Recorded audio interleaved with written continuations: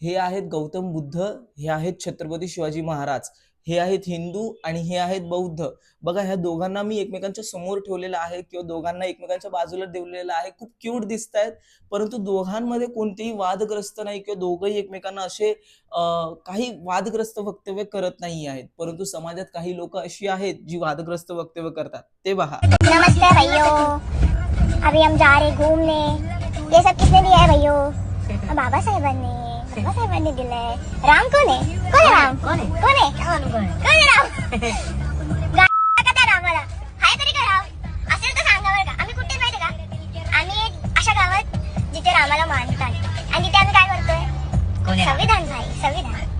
मित्रांनो, ही जी लोक आहेत जी वादग्रस्त वक्तव्य करतात त्यांना संस्कार हे मिळालेले नाहीयेत.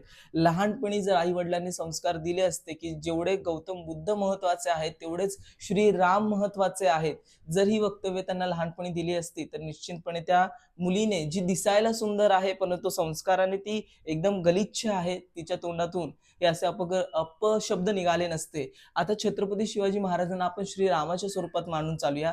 दोघांनाही बाजूला ठेवलं होतं, दोघांनी काही केलं नाही. तुम्हाला माहिती आहे माझ्या व्हिडिओमध्ये मी या साईडला गौतम बुद्धांना आणि या साईडला छत्रपती शिवाजी महाराजांना ठेवतो. त्यांच्या मधोमध एक झाड आहे जे जीवनाचं एक उदाहरण आहे, ते सुद्धा वाढत आहे. त्या झाडाला सुद्धा काही प्रॉब्लेम नाहीये. प्रॉब्लेम ही अशा लोकांना आहे जी लोक डाव्या विचारसरणीची आहेत, ज्यांच्यावरती लहानपणापासून संस्कार असे दिले आहेत की आम्ही फक्त आणि फक्त बौद्धवादी आहोत, तर आम्ही फक्त आंबेडकरांनाच मानू किंवा आम्ही फक्त गौतम बुद्धांनाच मानू, जे असे एकच विचारसरणीवरती चालतात ना, त्यांच्या तोंडातून असे वादग्रस्त वक्तव्य निघतात. त्यांना श्रीरामाबद्दल काही माहीत नाही किंवा त्यांना श्रीरामाबद्दल जाणून घ्यायचं नाही, चांगली गोष्टी घ्यायची नाहीत. संत तुकाराम महाराजांनी म्हटलेलं आहे की घ्यावे ते चांगले, सोडावे ते वाईट. म्हणजे आपल्याला जे चांगलं वाटतं, जी चांगली गोष्ट आहे ती आपल्या अंमलात आणावी आणि वाईट गोष्ट सोडावी. तर हे संस्कार लहानपणापासून दिले नाहीत त्या मुलीच्या आई वडिलांनी. त्यामुळे बघा बदलापूरमध्ये एवढा जमाव बंद झाला, बौद्ध लोक सुद्धा आले आणि रामाचे अनुयायी सुद्धा त्या पोलीस स्टेशनमध्ये आली. त्या सर्वांनी मिळून कंप्लेंट दिली आणि कंप्लेंट दिल्यानंतर काय झालं तर तिच्या आई वडिलांना माफी मागावी लागली समाजापुढे आणि तिच्या आईला, जी भाजपामध्ये कार्यकर्ता आहेत, आपल्या पदावरून राजीनामा द्यावा लागला.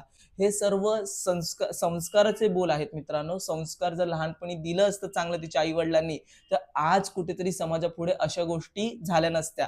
त्याचबरोबर ती मुलगी दिसायला सुंदर आहे परंतु तिचे संस्कार सुंदर नाहीयेत, हे लक्षात ठेवा. मित्रांनो, ह्या सर्व गोष्टींवरती तुम्हाला काय बोलायचं आहे त्यासाठी कमेंट आहे, कमेंटवरती बोलायला विसरू नका.